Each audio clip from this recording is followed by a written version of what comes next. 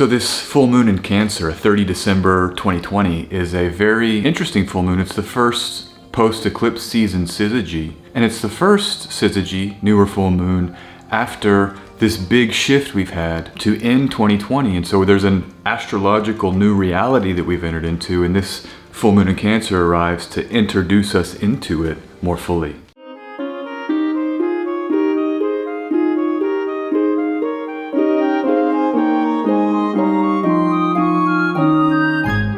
All right. Good to see you. Glad you're here. I'm glad to be talking about this full moon in Cancer. I'm really happy that it is here because this is sort of the first steps, like I was saying, into what will define the energy of the next year. This is going to define 2021. The theme of 2021 is that cardinal signs get freedom because Saturn will have moved out of Capricorn for good. Mars will not be in Aries anymore. Remember, Mars spent 7 months in Aries in 2020. And so everybody in our chart was having to deal with the two malefic planets in these cardinal signs, really putting a dynamic pinch on, that modality. That's shifted now and that's finished. This is the first steps into that, and I would really want you to think about where is Cancer in your chart, where is Libra in your chart, where are Capricorn and Aries in your chart, because those are parts of life that I think can flow again a little bit more normally and naturally. And it doesn't mean it's better or even preferred. I mean, I know a lot of cardinal focused people in 2020 had their whole lives changed because of that dynamic planetary intensity.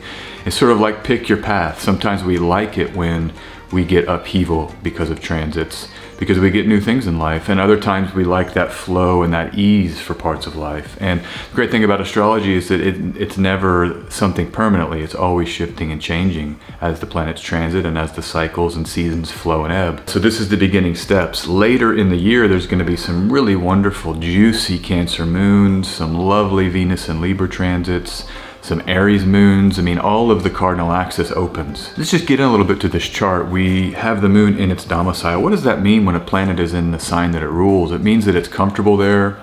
The significations of the planet can operate more smoothly. They're more functional. And there's an ability to tap into what that planet likes to do and how that planet feels comfortable. Remember, the moon is the home, the mother, the physical body. Sometimes people say the emotions, the foresight. It's the inner life and the things we do to protect the physical body. You can't be reflective when there's no home, or you're on the road, or you're running in a backpack because you don't have anywhere to sleep. You might think about Maslow's hierarchy of needs here, that you have certain base level needs. That's the moon.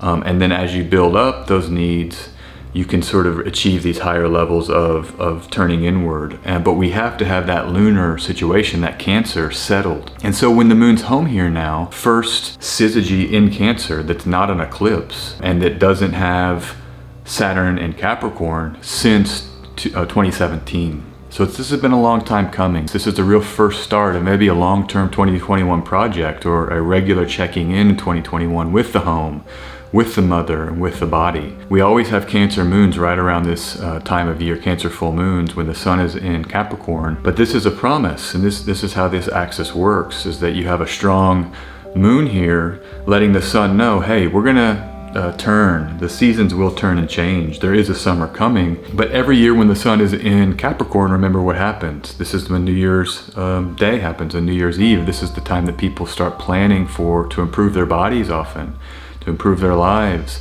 And I think this is where the foresight signification can come in, is that we're looking ahead here with this full moon to try to map out a little bit our 2021 maybe. We can use this energy to support our New Year's resolutions, and this happens on the 30th of December. This is Wednesday, very early in the morning here in Central Europe, about 4 a.m. But what are we doing to improve our body? So often people say, I'm gonna get in shape now, or I'm gonna quit smoking, or quit drinking. Maybe you're thinking about that right now during this full moon. So we can think about mothering ourselves, being our own reparenting with this Cancer moon. That's a lovely way to do it. If you don't have a mother, I don't have a mother. I don't have a grandmother. I lost my grandmother in 2019. So my point is here is just whatever you use, whoever you use, even if it's yourself, you can focus on that nurturing. I like even just you get the hand and you just rub your heart center and you can say, I love you, I care for you. The term that this full moon is in the Venus term. So the moon is ruled by Venus by Egyptian term. Venus is in Sagittarius, not making an aspect. Jupiter is the exaltation lord of Cancer, and Jupiter is in Aquarius not making an aspect. And so those are the two benefic planets in our ancient system. They don't see this full moon, and they rule the full moon.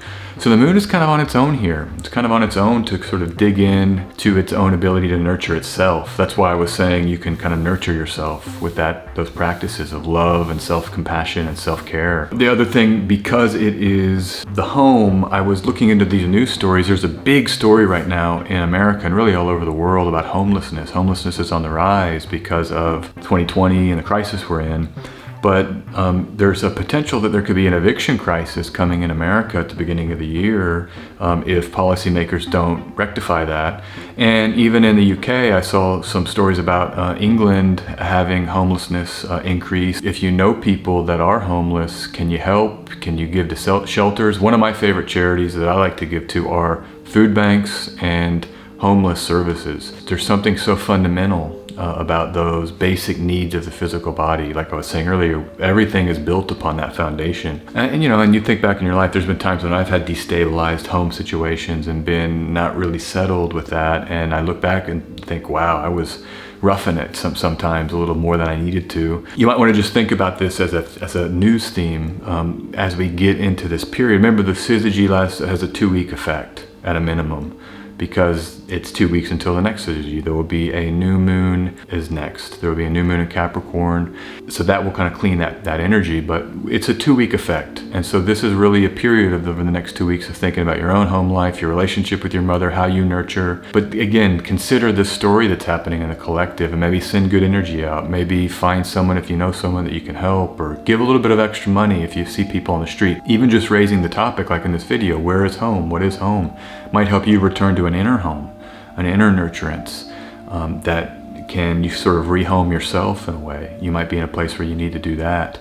So these are the themes that come up, and there's a rougher edge. Remember, no benefics make an aspect, and Mars overcoming this full moon from Aries. Mars isn't ruling the syzygy, but Mars still has this muddying of the water, as it were. Again, how I think about planets as they operate is that angular axis, the modality that a planet is in, that's really how it spreads its energy the most actively. So with Mars still here finishing up the Mars retrograde story, now it's direct at the end of Aries and moving into Taurus in early January. It's sort of its final time to be a big player in the cardinal axis. And with this final cardinal syzygy with Mars there, I think we might see Mars wanting to assert itself a little bit. So this might be more of an energetic embracing of the home energy or the nurturing energy. Maybe you want to get outside a little bit to love yourself or love your body. I know for me, I got to take walks regularly. It's part of how I love myself and take care of myself and my body. As I say, all right, I got to go for a walk. One thing I've been doing, I love Mars and Aries as the exploration planet, because it's these goats, or it's the ram, and oftentimes in nature the ram can sometimes go off on its own, and so Mars can be settling out on your own, right? Settling out into do things and having new adventures.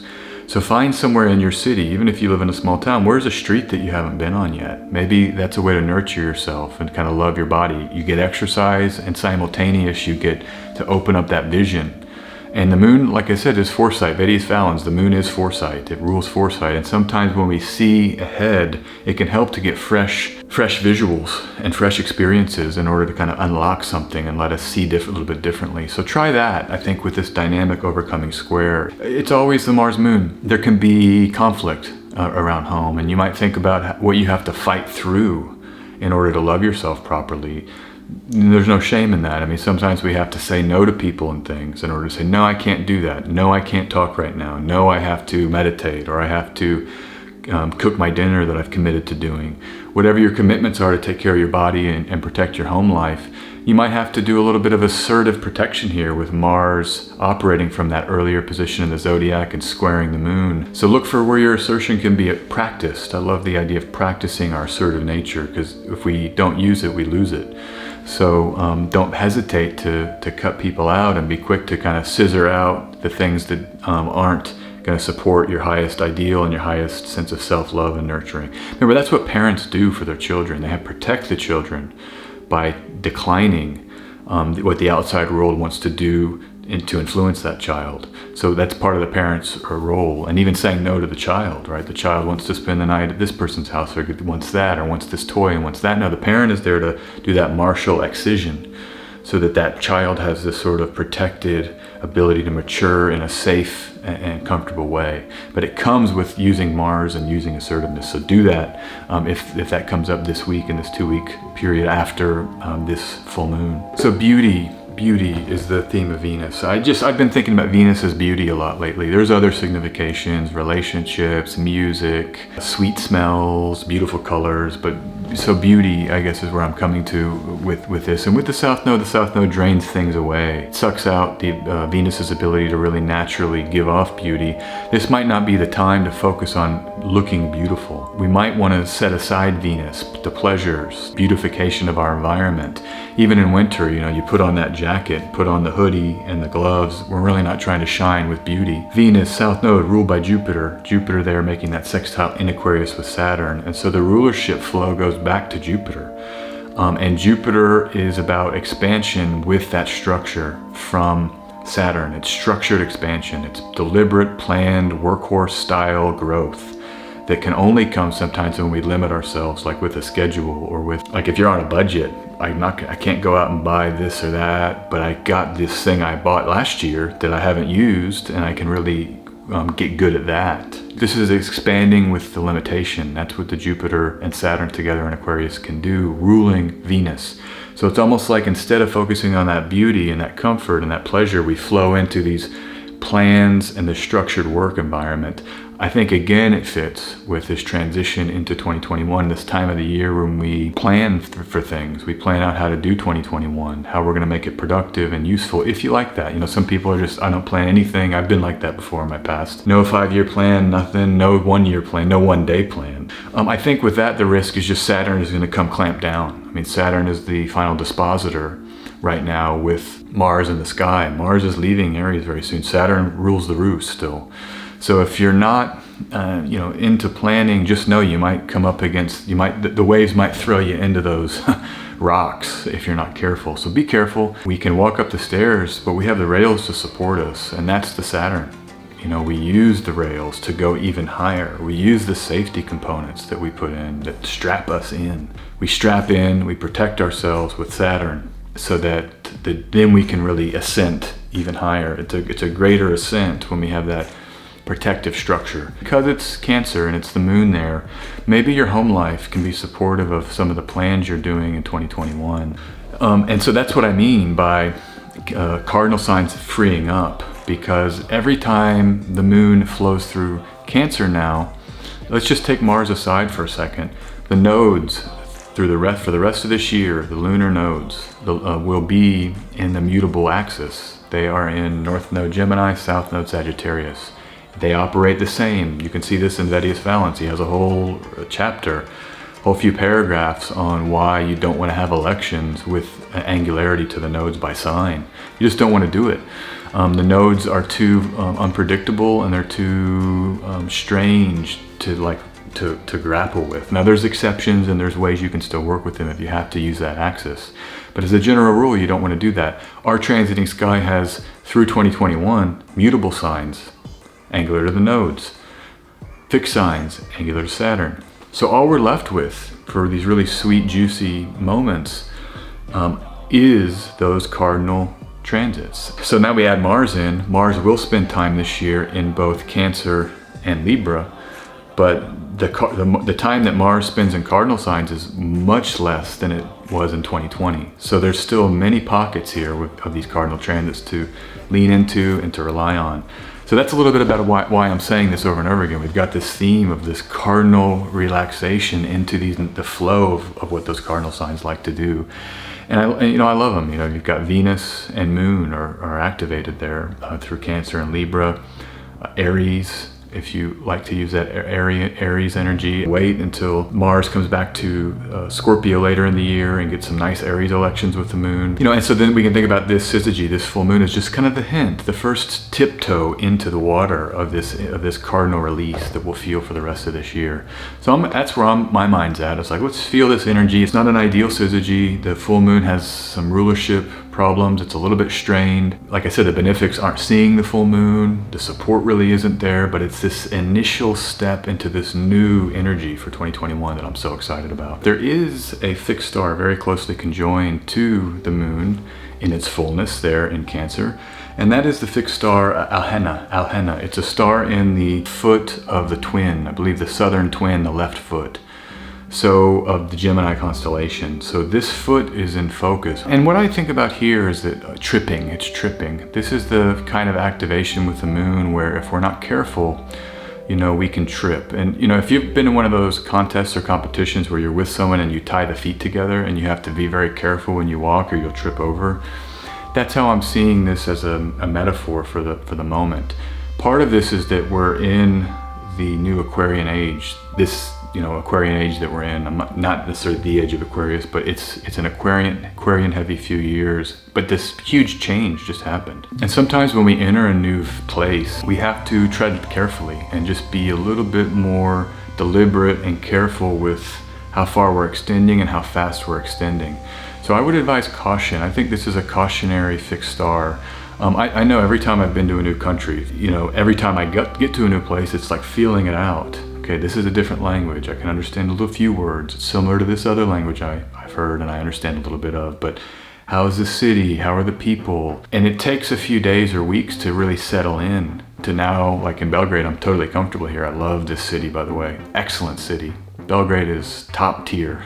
The point is we have to settle in. And I think the risk is if we aren't careful, you might trip. You might get too excited and trip.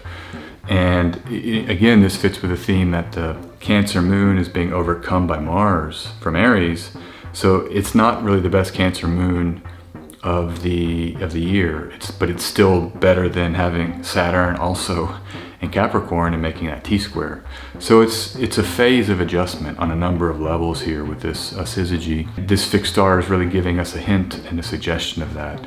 And you know, Ptolemy gives it the nature of Mercury and Mars. Mercury is a planet of swift feet, but also tricksterism. Sometimes we get confused about what we think we can do, or we believe something that isn't quite true, and then we act on that, and then we can kind of tumble over ourselves. So just be careful. I would say, you know, just rest. I mean, I always say rest, but I mean, the thing is with the home signification of Cancer and the moon, that's really feeling how you can get into that.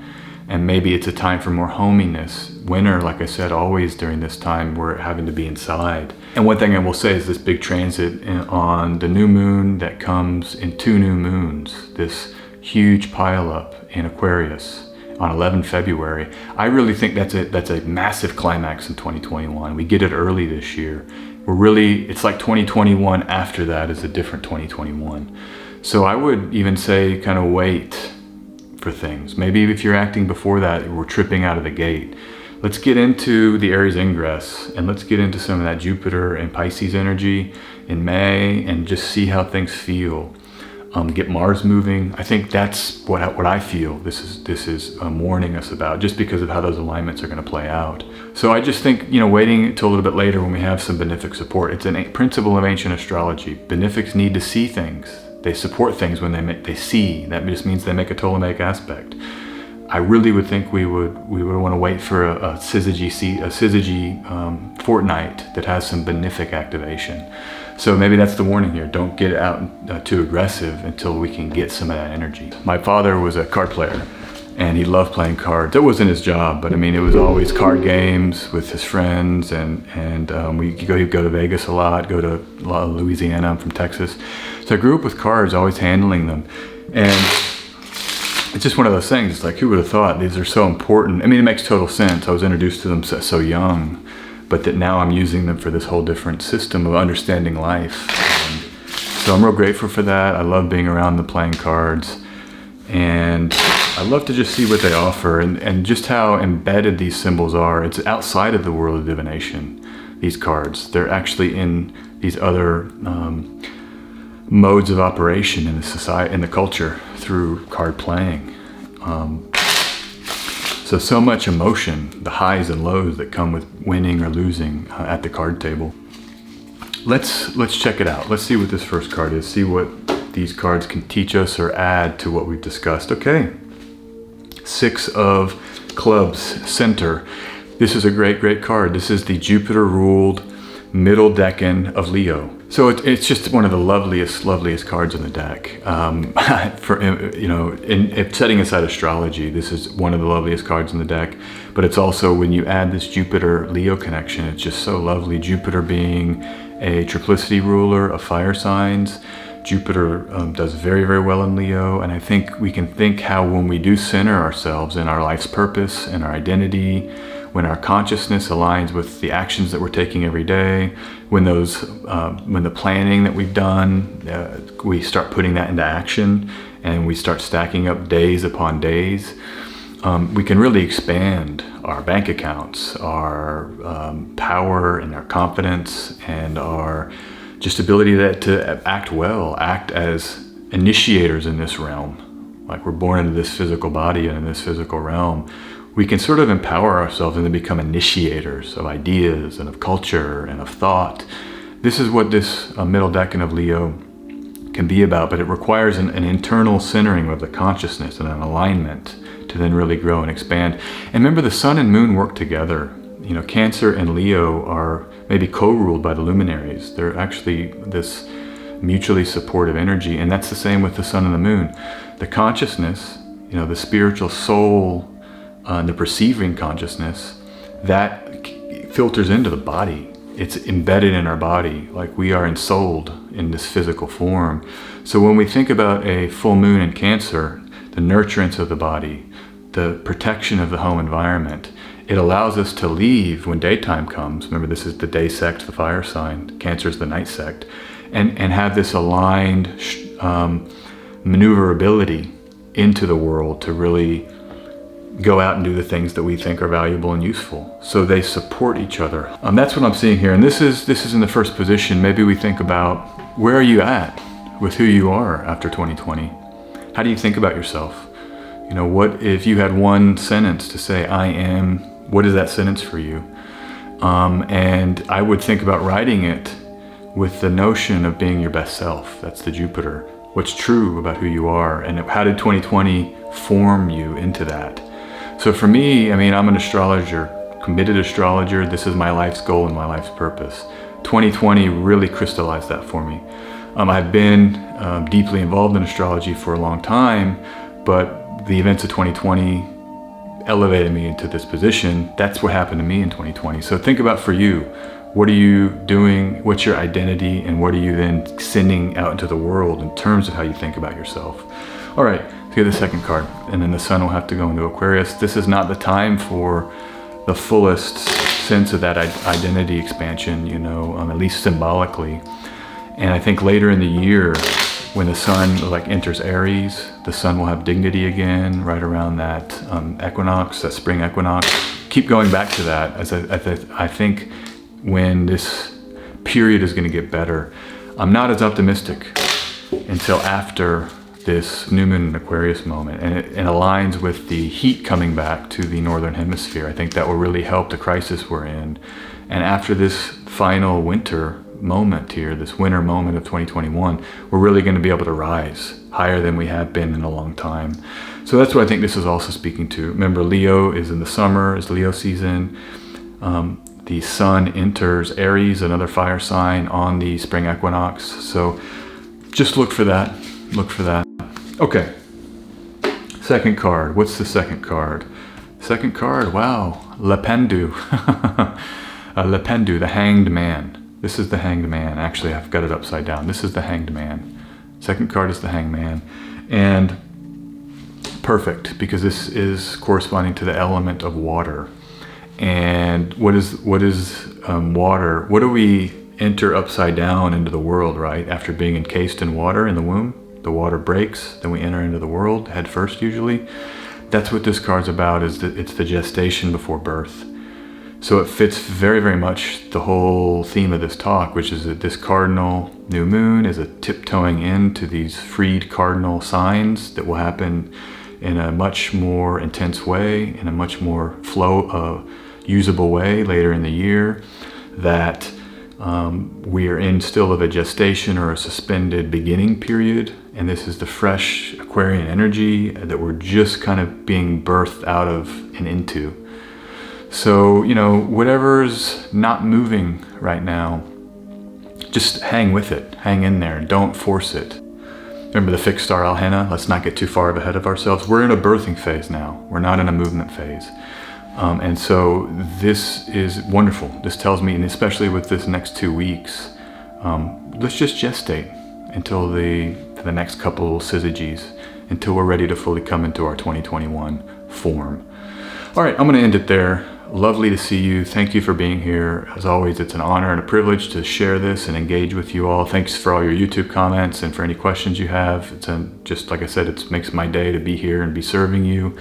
And as always, you can book readings, sjanderson144.com/readings. Click here to schedule a reading right on top. I'd love to do that. It's just my favorite thing. I look forward to reading for you, and I will see you soon. Have a great week ahead. Look for weekly astrology at the end of the week, and take care.